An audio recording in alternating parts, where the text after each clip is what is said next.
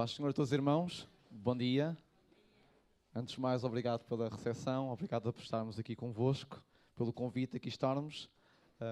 É bom ver algumas caras com quem passámos muitos anos, ali mais na área de Neves Ferreira, outros com quem não tivemos tanta proximidade, mas que me relembro deles da geração 2000. Não me lembro do nome do rapaz, do irmão ali que toca o trompete, mas lembro-me muito bem de quando eu era miúdo e à geração 2000 havia ali uma secção de metais. Portanto, é bom vermos pessoas que, não tendo uma relação muito próxima, mas podemos ver que permanecem fiéis ao fim de já há bastantes anos e que estamos juntos neste caminho, amém, em seguir a Deus, amém. Permitam-nos apresentar então, como já dissemos, eu sou o Daniel, a Paula, temos dois meninos, o Lucas e a Débora. Nós tivemos durante 7 anos, aproximadamente, no norte do país, a servir a Deus nas missões e no Porto. Entretanto, agora estamos em Lisboa, mais concretamente ali em Odivelas, pertencendo ao Ministério de Lisboa, mas mais concretamente em Odivelas, em cooperação também com a irmã Maria Paulino, que muitos irmãos daqui também a conhecem. Pronto, passando apresentações, porque não vimos aqui para falar de nós, mas para falar daquilo que é importante, eu vou pedir aos irmãos então que possam acompanhar naquilo que o irmão Daniel já falou nesta manhã, falar sobre ser avós, ok? Não é avós, portanto, os pais de nós mesmos, ou seja, os nossos avós, ok? Não é esses. Avós, portanto, darmos voz a alguma coisa, está bem? E então, nesta manhã, antes de nós avançarmos, antes de nós lermos um texto que vai ser a base do nosso pensamento, eu queria que os irmãos abrissem comigo em Mateus 8, 27, versículo de Mateus 8, Marcos 8, 27 a 30. Marcos 8, 27 a 30.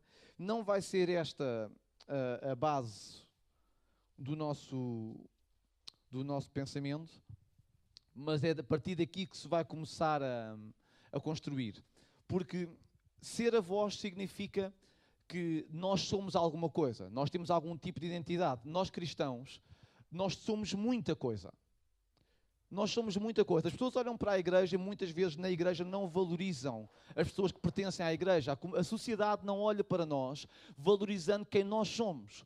Mas quando um cristão sabe aquilo que é, nós somos pessoas de muito valor. Nós somos pessoas que somos muita coisa. Nós somos filhos do eu sou, aquele que é. E aquele que é, ele é tudo, certo? Então, nós não somos tudo, é um facto. Nós não somos tudo, mas nós somos muita coisa. E nós, falando sobre ser, poderíamos falar aqui nesta manhã sobre variadas vertentes. Mas aquilo que eu quero falar nesta manhã convosco é sobre sermos vós. Se os irmãos sabem, neste texto que nós vamos aqui ler, Marcos 8, 27 a 30, diz: E saiu Jesus e os seus discípulos para as aldeias de Cesareia de Filipe, e no caminho perguntou aos seus discípulos, dizendo: Quem dizem os homens que eu sou? Antes de nós avançarmos, os irmãos sabem, na sociedade não há ninguém que não tome uma ideia sobre aquele que está ao seu lado, certo? Quando quem trabalha, as pessoas com quem nós trabalhamos, elas pensam algo sobre nós, ou não pensam? Da mesma maneira que nós também pensamos algo sobre as pessoas que estão ao nosso lado. Na igreja, nós estamos ao lado de uma pessoa e nós pensamos algo acerca daquele irmão. E aquele irmão pensa algo acerca de mim. Muitas vezes, todos nós pensamos que aquela pessoa é alguma coisa, é algo, tem alguma competência, tem alguma capacidade. Nós olhamos para as pessoas e muitas vezes, sem as conhecermos bem, nós imediatamente já estamos a dizer que aquela pessoa é isto, aquela pessoa é aquilo. Umas vezes positivamente, outras vezes de uma forma mais negativa, mas é assim que a vida é. As pessoas, todas elas olham para os outros com uma ideia de que aquela pessoa é algo. E Jesus não foi exceção. Jesus também foi alvo de as pessoas pensarem que ele era variadas coisas. Tanto que Jesus chegou a perguntar aos seus discípulos: quem é que vocês acham que eu sou? Porque à parte dos seus discípulos havia muita opinião acerca de Jesus. De bêbado a um falador, a alguém que estava na companhia de gente que não interessava, a profeta e a Elias, chamaram-lhe de tudo. Disseram que Jesus era tudo e mais alguma coisa. Portanto, as pessoas olhavam para Jesus e diziam que ele era alguma coisa, correto? E então Jesus teve que ter esta conversa com os seus discípulos e disse-lhes: quem acham vocês que eu sou? E depois, é verdade, Pedro disse: tu és o Cristo, o Filho do Deus vivo, mas não é sobre isto que nós iremos abordar. Mas a verdade é que havia uma opinião formada acerca da pessoa de Jesus, mas mais importante, da opinião que alguém tem acerca de nós, importa que nós saibamos quem nós somos.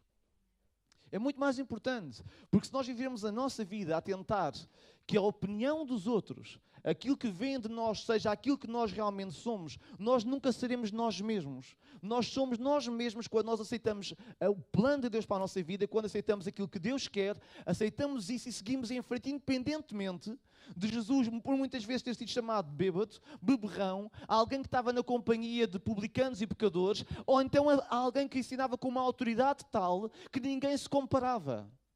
Não interessa a opinião, não interessa o que se pensa, interessa ser quem de facto nós temos que ser. E então, antes de depois avançarmos, se nós pensarmos também em João Batista, João 1, 19 a 20. Os irmãos vão ver também, antes de entrarmos mesmo no assunto. João 1.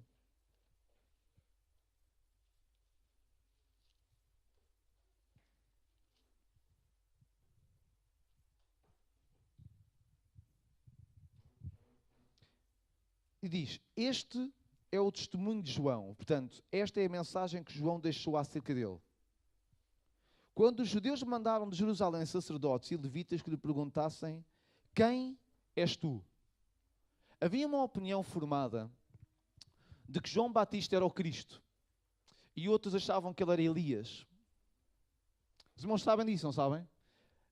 Há uma expressão muito interessante. Tal era o testemunho de João Batista, tal era a pessoa, a dimensão espiritual que ele tinha, que há uma expressão da Bíblia que diz que as pessoas arrazoavam no seu coração se não seria ele, porventura, o Cristo. Tal era a dimensão deste homem que as pessoas não conseguiam discernir se ele era um ser humano normal ou se ele era Cristo. Tal era a dimensão deste homem. Mas agora, e outros pensavam que ele era Elias, por causa do ministério de Elias profético e da forma como Deus o usou. Então havia algumas dúvidas sobre quem João Batista era e tiveram que enviar pessoas a João para lhe perguntarem quem é que eras tu. E eu acho muito interessante que ele diz que confessou e não negou, mas declarou francamente, eu não sou o Cristo. Sabem, a primeira coisa para nós percebermos quem de facto nós somos é percebermos também quem é que nós não somos. Vocês entendem? Para nós conseguirmos ser aquilo que Deus quer que nós sejamos, nós também temos que perceber ao mesmo tempo quem é que nós não somos. Num corpo, se um é mão, certo? Então essa mão tem que aceitar que é mão, ela não tem que ser pé, correto? Vocês compreendem? Nós, para sermos quem somos, temos que ao mesmo tempo perceber quem não somos. E João sabia muito bem quem é que ele não era, mas simultaneamente ele também sabia muito bem quem ele era. Porque quando lhe perguntaram se ele era, ele confessou, ele não negou, eu não sou o Cristo. Mas ele apresentou-se claramente como eu sou a voz do que clama.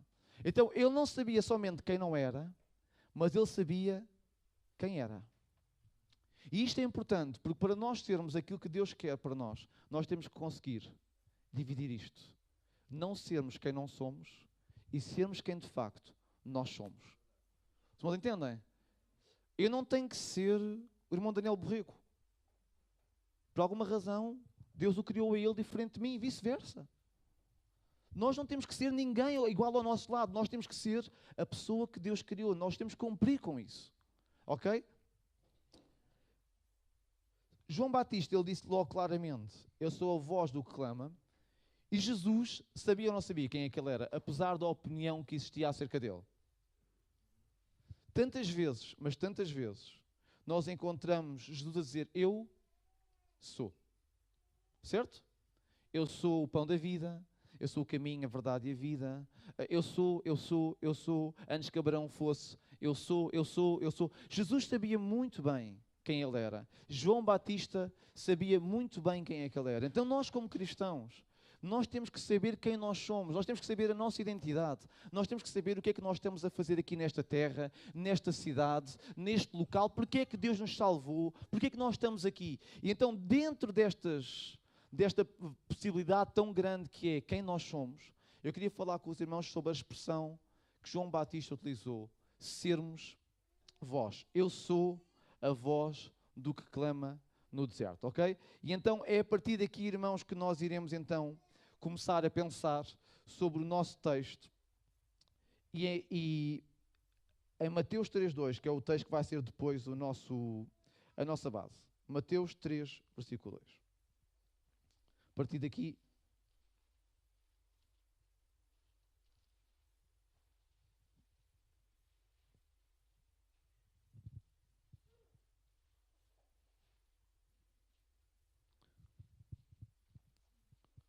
podemos ler no versículo 1 também, não, só para contextualizar o texto.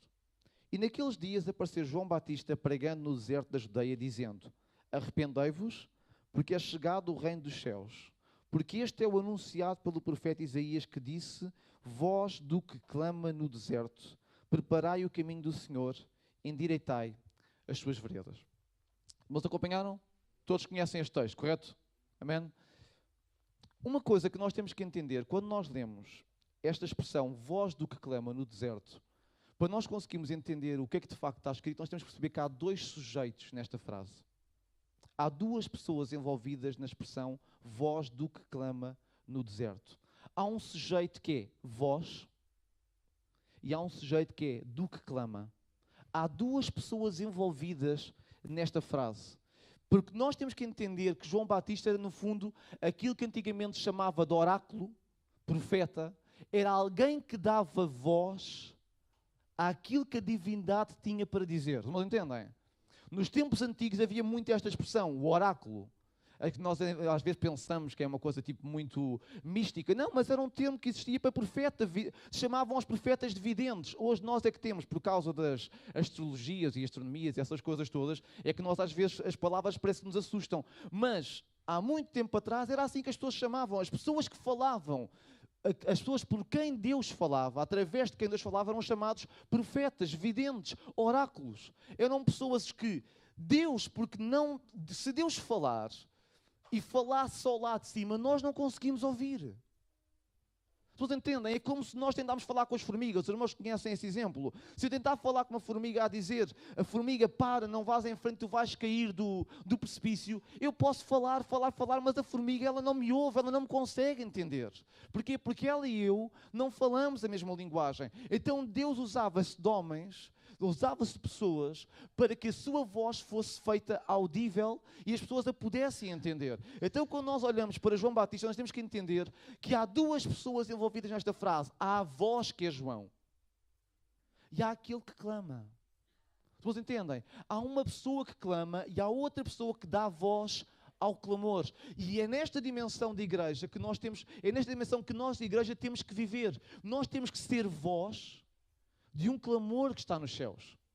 Vocês entendem? A igreja está aqui para dar voz àquilo que Deus pensa, para dar voz àquilo que Deus acha, para que a sua palavra, para que a sua opinião, para que a sua forma de pensar e de estar seja feita chegar aos outros. E então aquilo que nós somos, entre as muitas coisas, é que nós temos que ser voz. No fundo, irmãos, à parte daquilo que é o ministério profético, todos nós temos que ser, no fundo, profetas. Todos nós podemos dar voz. Vocês entendem? Não é se me chamam profeta ou se eu vejo o futuro, mas não. Eu tenho que falar vindo de Deus. Vocês entendem? A igreja, mas não é só a pessoa que vem aqui, é o irmão no seu trabalho, é o adolescente na escola, é onde nós estamos, é no centro de dia, é nos cursos, é onde estiver, nós somos. Temos que ser voz. Porque se não existir voz, as pessoas não podem ouvir. Como é que ouvirão se não houver quem pregue? Como é que as pessoas poderão crer se não houver quem fale? Porque a fé vem pelo ouvir. Vocês entendem? Então nós como igreja temos que olhar para este homem, João Batista, e perceber que aquilo que ele era, que era ser voz, é algo que nós precisamos ser. Não voz da nossa opinião. Não voz dos nossos pensamentos. Não voz daquilo que nós achamos. Não voz daquilo que eu penso que é certo e correto. Não voz daquilo que eu olho para a Bíblia e começo a discutir com alguém. Não. Voz daquilo que Deus acha. Voz daquilo que vem do coração de Deus. Mas entendem? Não é voz da opinião, não é voz de um movimento, não é voz de um grupo de igrejas, não. É voz de Deus. Mas entendem? Voz daquilo que está no coração de Deus. Nós temos que ser isso. Deus tem que, de alguma forma, transformar os nossos corações para que aquilo que Ele está no seu coração seja colocado no nosso, para que o nosso coração sinta isso com tanta dor, com tanta compaixão, que faça isso chegar ao coração dos outros. Os outros entendem? É sobre esta dimensão, esta importância. Os irmãos já viram o privilégio que nós temos de nós termos as únicas pessoas na Terra que nós podemos falar de Deus com toda a autoridade. As pessoas escrevem livros sobre Deus, mas não falam, não escrevem com autoridade. Mas a igreja tem Deus nela. E isso dá-nos uma autoridade e um poder para falar acerca dele, como mais ninguém tem. Um privilégio que nós muitas vezes menosprezamos. A nossa opinião conta. A nossa pessoa conta. Porque nós somos aqueles que marcamos diferença daquilo que a sociedade é. Os irmãos já viram? Cada vez mais a sociedade está tão longe, tão longe, tão longe daquilo que Deus é. Tão longe daquilo que Deus a criou. Se nós conseguíssemos fazer uma linha ali e colocássemos o ponto inicial, e se a linha reta fosse o plano de Deus para nós, humanidade, a partir do momento em que a humanidade caiu, ela é como se tivesse começado a existir uma linha para baixo. E cada vez mais, cada passo que nós damos, nós estamos cada vez mais longe daquele caminho que Deus tinha trilhado para nós no início. E aquilo que Deus quer é que nós possamos voltar àquele ponto de queda e voltar àquela linha inicial de comunhão com Deus. Mas nós, igreja, somos as pessoas, somos o grupo de pessoas, somos o corpo que Deus conta, somos o corpo que Deus usa para falar disto às pessoas. E se a igreja esquece, se a igreja rejeita aquilo que é de facto o seu ministério, que é o ministério de falar de Deus, então a igreja perde a razão de cá estar. Se nós não testemunhamos a ninguém sobre aquilo que nós somos, estamos aqui a fazer o quê? Para viver uma vida cristã, só para estarmos felizes e contentes, cantarmos músicas boas, e eu gosto tanto de música, mas não, é muito mais do que isso. É muito mais do que isso. As pessoas lá fora precisam saber que aqui há uma voz que é falada domingo após domingo. Vocês entendem? As pessoas em toda a nossa cidade, onde há congregações, as pessoas precisam saber nesses devidos lugares que há um lugar onde pessoas que falam da parte de Deus, falam para que as pessoas possam receber alguma coisa. Mas não somente nos lugares, mas eu próprio, enquanto Daniel, que ao domingo não estou na igreja, que ao domingo não estou a exercer as minhas funções na igreja, mas que durante a semana estou no meu trabalho, ou que tu estás na tua escola, ou que tu estás ali ou acolá. Exercer isto, ser vós, seres uma pessoa diferente, seres alguém que marca a diferença no lugar onde tu estás, em que a tua opinião acerca dos assuntos não é a opinião que o mundo tem. Também não é sermos do contra por ser do contra, mas é porque normalmente a opinião do mundo começa-nos a afastar. Ontem houve um senhor que escreveu uma notícia do Record sobre uma pessoa que não vale a pena mencionar o nome, que em vez de dar mãe aos seus filhos, aluga às mães. E os irmãos sabem, aquele homem disse uma coisa que é muito verdade. E houve alguém que comentou uma coisa que é brutalmente verdade. Essa pessoa que faz isso, a mãe, diz que a sua mãe é a melhor pessoa do mundo e a pessoa se ela não existisse, ele não conseguia viver. Mas nega aquilo que é mais valioso para ele, nega aos seus próprios filhos. E nós não podemos, quando as pessoas dizem, mas essa pessoa é fantástica, e é, sem dúvida que naquilo que faz ela é o melhor, mas uma coisa é o que se faz, outra coisa é o que se é. E nós, enquanto cristãos, nós não podemos aceitar que isto porque é feito assim, porque agora é autorizado, porque basta ir a um médico e assinar, que essas coisas estão aceitas. Não, nós temos que continuar a dar voz de que ser família é pai e mãe. Não é pai e pai, que um deles é mãe. Mas às vezes é mais difícil. Porque quando estamos aqui é muito fácil falar estes assuntos, porque pensamos todos igual. Mas quando estamos lá fora é que a nossa voz tem que ser ouvida. Porque aqui eu digo isto, os irmãos dizem todos amém. Claro, nós concordamos e acreditamos nisto do fundo do nosso coração. Deus criou-nos homem e mulher para viver juntos. Deus não criou o pai para ser mãe. O divórcio só existiu por causa da dureza do coração dos homens.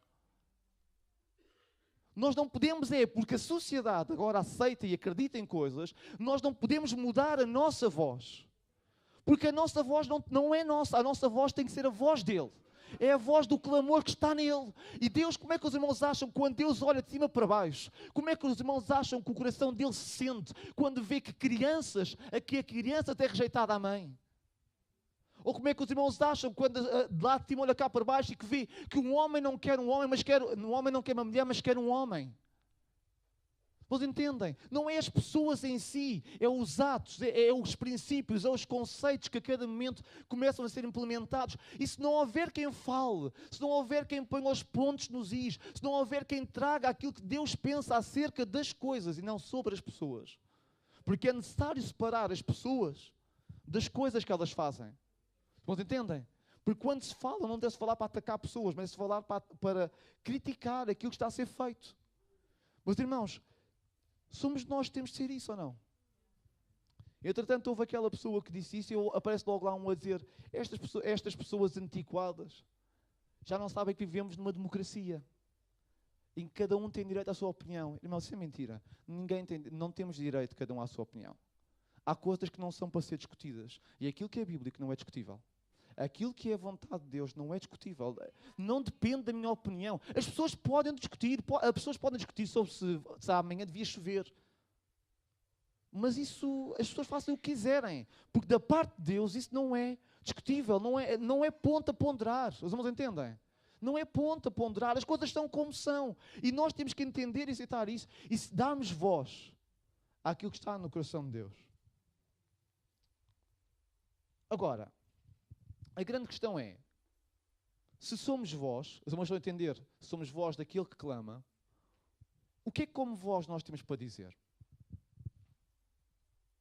Os irmãos nunca passaram aquela experiência de quando às vezes temos que ir dar, evangelizar alguém, ou quando éramos mais miúdos, distribuir folhetos, e aquela pressão que ia no nosso coração, e se aquela pessoa agora para e aceita o folheto, o que é que eu lhe vou dizer? Os irmãos nunca passaram por isso? Vai lá, ajudem-me. Ou então, quando alguém vem ter connosco, tu és cristão, e a gente começa ali, a gente somos, né? Mas depois às vezes começa ali a ver ali aquela coisa, e que essa pessoa me vai perguntar. Se ela me faz uma pergunta daquelas que eu não sei responder, cai o Carmo e cai a Trindade, não é? É uma complicação. Então nós ficamos preocupados. O que é que nós devemos dizer? Não é? Porque no fundo é isto que muitas vezes que nos leva, ou que nos inibe de ser voz, porque nós no fundo não sabemos às vezes muito bem o que dizer. E às vezes nós queremos inventar coisas novas para dizer.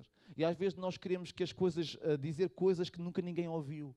E às vezes nós queremos dizer coisas que agradem os outros. E por causa disso nós começamos a limitar-nos tanto naquilo que nós temos para dizer, naquilo que nós como igreja temos para trazer à realidade, aquilo que nós como luz temos para ensinar e para influenciar e para iluminar os outros que estão à nossa volta. Nós temos tanto para dizer, mas depois muitas vezes, por causa daquela situação, será que a pessoa me vai ouvir? Ficamos sem fé muitas vezes. Será que aquela pessoa me vai compreender? Será que aquela pessoa me vai aceitar? Porque temos um bocado de receio ao falarmos, ao darmos voz. Temos medo da rejeição. Como seres humanos, nós não gostamos de ser rejeitados, ou gostamos? Quem gosta de ser rejeitado? Alguém daqui gosta?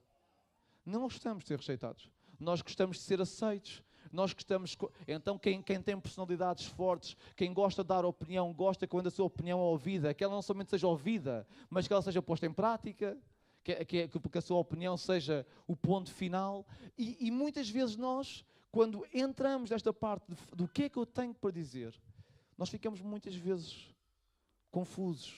O que é que eu tenho para dizer da parte de Deus à humanidade? O que é que eu tenho para dizer da parte de Deus às pessoas? Irmãos, sabem, essa pergunta tem que ser feita à Bíblia.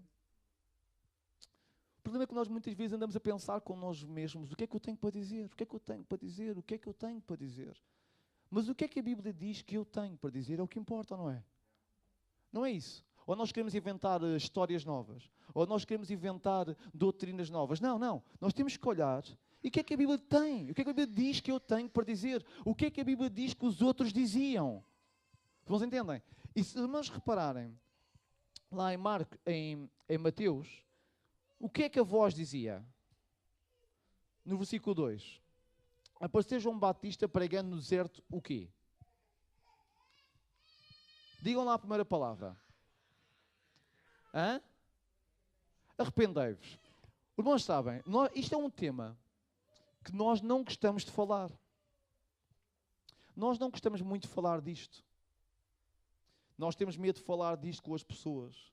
Porque, em primeiro lugar, a palavra arrependimento tem uma conotação muito má.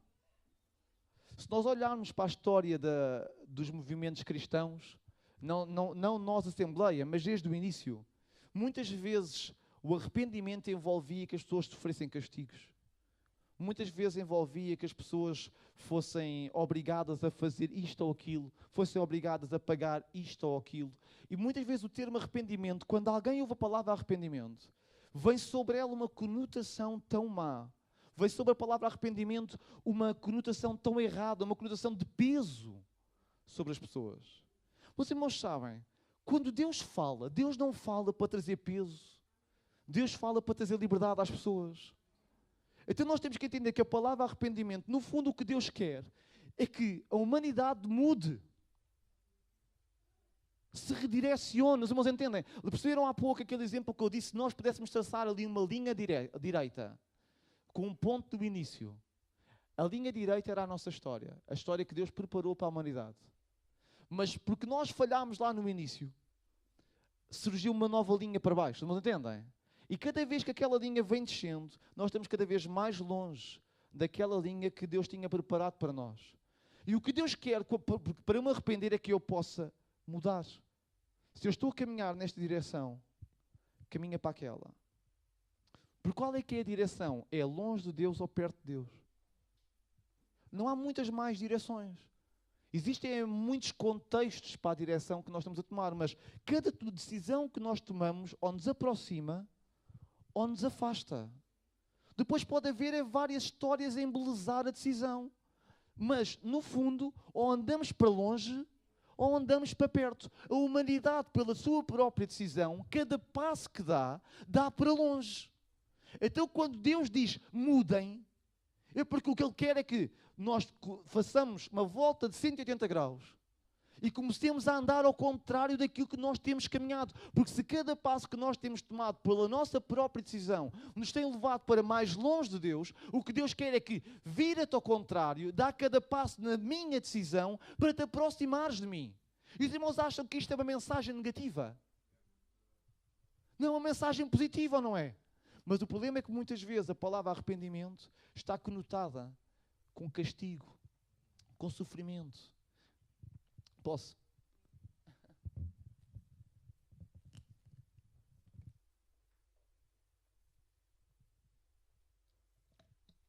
Obrigada. Castigo, arrependimento, coisas que são difíceis de lidar. E as pessoas não gostam de sentir isso. Agora, quando João Batista falava sobre arrependimento, ele tinha um contexto. Se os irmãos abrirem comigo em Atos 3:19, abram lá, se faz favor.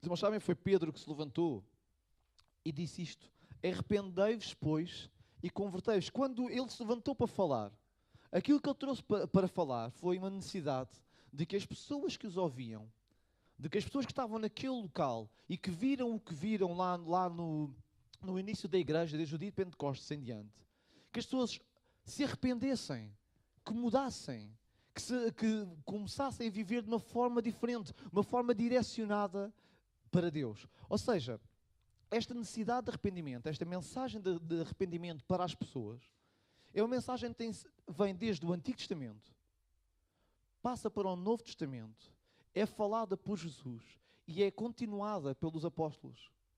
E é continuada e tem que ser continuada pela igreja. Uma mensagem que traga às pessoas a necessidade de arrependimento. Agora, o que é importante é que nós façamos as pessoas sentir a real razão pela qual elas têm que se arrepender. Porque os irmãos sabem, quantas vezes os irmãos e eu temos dito isto? Se não te arrependeres, vais para o inferno. Ou se aquela pessoa não se arrepender, ela vai ser castigada. Olha, arrepende-se do que fizeste, porque senão Deus... Não entendem? Nós conotamos sempre a palavra arrependimento com um castigo. E então nós, portugueses, povo do fado, isto é terrível.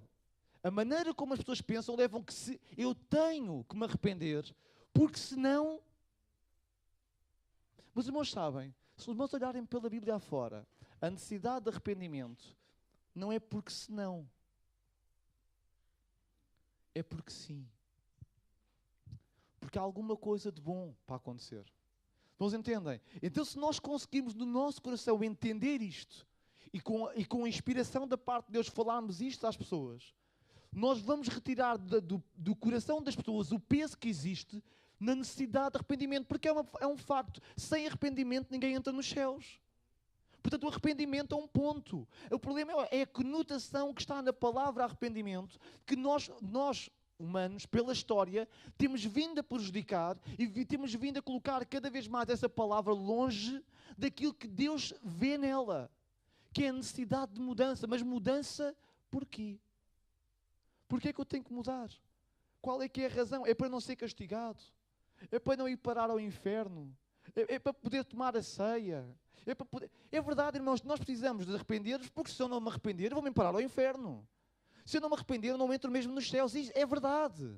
Mas a forma como Deus apresenta essa mensagem não é pela negativa, é pela positiva. Vocês não entendem? Porque é assim que se muda pessoas. As pessoas não se mudam pela negativa. Se os irmãos estudarem todos os livros de formação de pessoas, psicologia e tudo mais alguma coisa, a maior parte deles opinam que a forma de ajudar as pessoas é pela positiva. Por exemplo, nas vendas, nós nunca vendemos pela negativa, vendemos sempre pela positiva.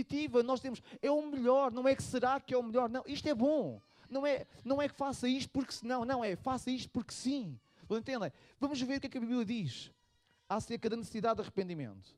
No versículo 2 lá de Mateus 3, que é a expressão que João Batista usava, arrependei-vos porque, certo? Há uma razão pela qual ele dizia às pessoas arrependam-se. Não estão a entender? E é esta voz que nós queremos ser. Nós queremos ser uma voz que traga o clamor que há em Deus, que é que as pessoas precisam se arrepender, mas nós temos de trazer o clamor pela razão correta. Vocês entendem? O clamor que está no coração de Deus pela razão correta. Sim, Deus quer que eu fale sobre arrependimento. Sim, Deus quer que eu fale que as pessoas têm que mudar. Sim, mas porquê? Porquê? Porque é chegado o reino dos céus.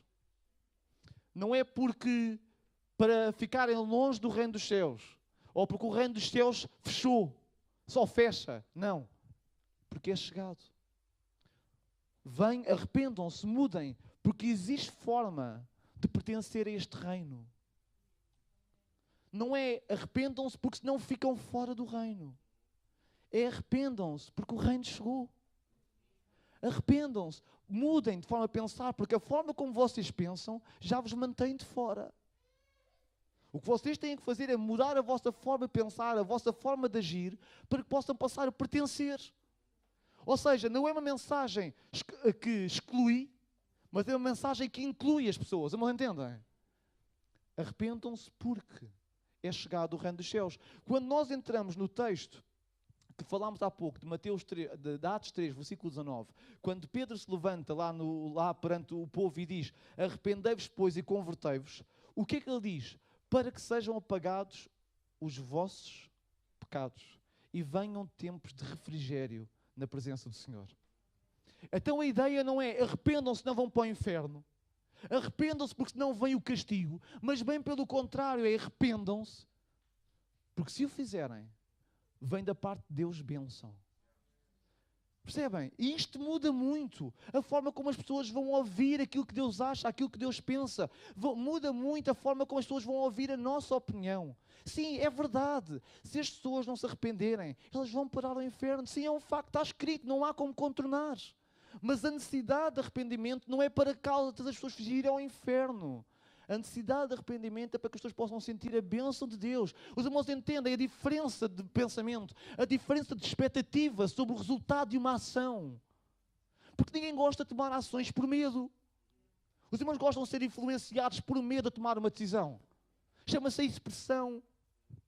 Quantos de vocês ficaram confortáveis com decisões tomadas sob pressão? Ninguém fica. Ninguém fica. Nós não fomos feitos assim. Agora, quando nós tomamos uma decisão porque ganhamos alguma coisa com isso, Completamente distinto. Completamente distinto. Agora, que tipo de voz é que eu estou a ser? Eu estou a ser aquela voz que diz, olha, tu tens de arrepender, porque Deus está lá em cima no céu, Ele vê as tuas coisas. É verdade, isso não é mentira. Mas quem é que nós somos a ser? Que tipo de... É que não era isso que João Batista era. Ele não deixava de pôr os pontos nos is. Ele não deixava de dizer, raça de víboras, arrependam-se. Mas a razão pela qual vocês, raças de víboras, passando agora aqui a expressão dele, têm que se arrepender, é por causa de que o reino dos céus chegou. É porque quem se arrepende e se converte dos seus pecados alcança misericórdia. Vocês entendem? A razão pela qual nós temos que falar isto. É isto que tem que estar no nosso coração. Eu não tenho que ser uma pessoa que incute medo em quem me ouve. Eu tenho que ser uma pessoa que incute esperança em quem me ouve. Há uma diferença tão distinta entre uma coisa e outra. Tão grande, é tão notória. A diferença entre levar alguém ao medo e levar alguém à esperança. A perceber que há alguém que a quer. Mas entendem? Deus quer as pessoas. Não por medo, mas como diz a Bíblia, por cordas de amor nos atrair a Ele. Vocês entendem? Há uma diferença tão grande entre aquilo que a palavra arrependimento tem na cabeça das pessoas e a razão pela qual Deus quer que nós nos possamos arrepender.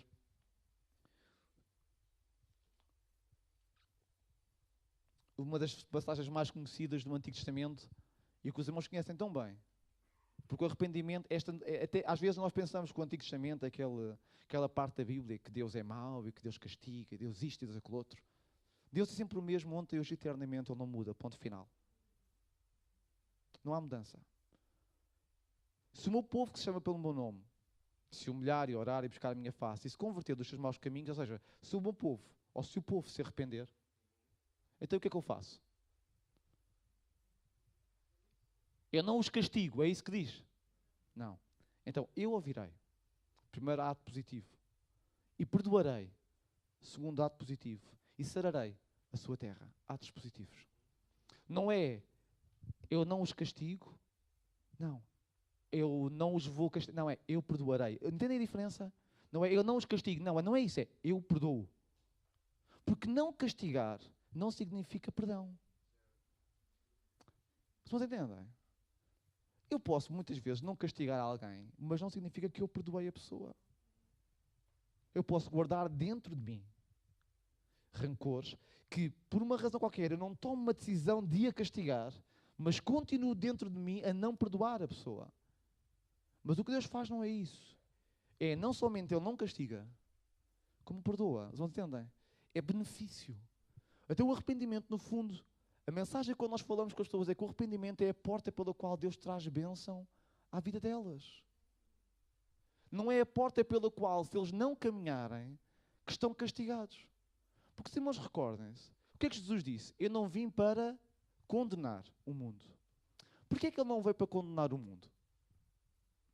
Hã? O que é que acham? Porque o mundo já está condenado. O mundo já está. O mundo não precisa que mais ninguém diga que está condenado. Nós próprios, enquanto humanidade, tomamos a decisão de nos condenar. Nós não precisamos que venha dos céus alguém mais dizer que estamos condenados. Já está, nós próprios sabemos. Nós não precisamos que ninguém nos diga. São as pessoas que não acreditam em Deus e que dizem, olha, este mundo vai de mal a pior. Portanto, as pessoas sabem, porque dentro delas ainda existe uma coisa chamada imagem de Deus. E as pessoas sabem quando fazem mal. E as pessoas sabem que estão a trilhar caminhos errados. Mas o que Jesus veio trazer não foi para condenar, mas para salvar. Positivo. É verdade. Quem não aceitar está condenado. Está. Mas a mensagem que Ele veio dizer é que eu vim para salvar. Mas entendem? Agora, uma coisa que é muito interessante acerca desta personagem, João Batista, e da mensagem que ele tinha sendo voz, de ser a voz, e a voz, aquilo que ele dizia, de forma resumida, obviamente ele não era um papagaio, passa a expressão, que dizia só arrependam-se porque é chegado o reino dos céus. Não, isto era o tema, vocês vão entender? Depois, obviamente, ele explanava isto de outra forma. Agora, em Mateus 4,12, os irmãos não abram, mas eu vou ler. Aconteceu que Jesus ouviu que João estava preso. Quem é que era João? Era a voz. A voz do que clamava no deserto. Essa voz estava sozinha a fazer o clamor. Era uma pessoa única. Não era no deserto, espaço. Era num lugar sozinho. E as pessoas ouviam e vinham ter com ele. Mas, apesar dele ser alguém a quem o povo deu muitos ouvidos e a quem o povo aceitava, as mais altas esferas não o aceitaram. Os irmãos sabem disso. As mais altas esferas não o prenderam mais cedo e não o mataram mais cedo porque tinham medo de que o povo se rebelasse contra eles mesmos. Mas mais tarde acabou por acontecer, nós tivemos a história da pressão que houve para prender João Batista. Mas o que acontece é que quando João Batista é preso, a voz é presa. A voz não tem a mesma exposição que tinha quando estava num lugar solitário, no meio ao pé do rio, a dizer arrependam-se, arrependam-se, arrependam-se, arrependam-se, a quem muita gente podia ouvir. E aqui há um ponto tão importante, tão interessante, que diz que Jesus, porém, ouvindo que João estava preso, voltou para a Galileia. Isto diz em Mateus 4, versículo 12. E depois, só para remir, saltando para o versículo 17, que é o mesmo contexto, portanto, Jesus ouviu que João estava preso, a voz estava presa, voltou para a Galileia e diz que desde então, desde o momento em que a voz foi presa, desde o momento em que a voz foi silenciada, que foi calada e mais tarde, inclusivamente morta, diz que desde então começou Jesus a pregar. E o que é que Jesus pregava? Arrependei-vos porque é chegado o reino dos céus. Jesus era Deus. Ele podia chegar aqui e dizer mil e uma coisas, mas ele continuou a mensagem, porque aquela é a mensagem. Vocês entendem? Aquela é a mensagem. O que é que eu tenho para dizer? O que eu tenho para dizer é que a humanidade precisa de mudar. O que eu tenho para dizer é que dois homens não fazem uma mãe. O que eu tenho para dizer é que duas mães não fazem um pai. O que eu tenho para dizer é que os filhos têm que respeitar os pais. O que eu tenho para dizer é que os pais têm que respeitar os filhos. O que eu tenho para dizer é o que está escrito e nada mais do que isso. A mensagem nunca vai mudar. O contexto que nós a possamos usar para falar é que pode mudar. Mas nós não podemos é mudar a razão. Porque é chegado o reino. O reino está cá, vocês entendem? O reino está cá. O reino, o rei deste reino não precisa de presencialmente estar num local. Porque ele é o rei de tudo. A terra é o lugar onde ele põe os seus pés. Ele é rei.